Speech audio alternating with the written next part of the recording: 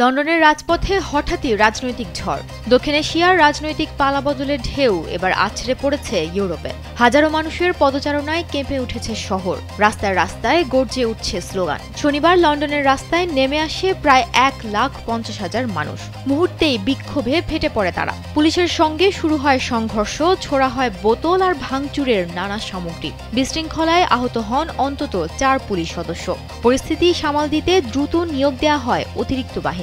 এই অস্থির পরিস্থিতির পেছনে রয়েছে লন্ডনের উগ্র ডানপন্থী কর্মী টমি রবিনসন। কারাগার থেকে মুক্তির পরই ইউনাইট দ্য কিংডম নামের এই কর্মসূচির ডাক দেন তিনি। এখন যে কোনো ব্র্যান্ডের পুরাতন এসি বদলে নতুন ওয়ালটন এসিতে উপভোগ করুন 25% ছাড়।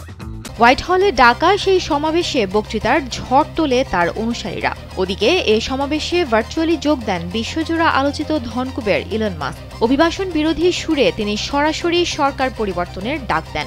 মাস্ক ঘোষণা করেন, এভাবে চলতে পারে না, পার্লামেন্ট ভেঙে নতুন নির্বাচন করতে হবে।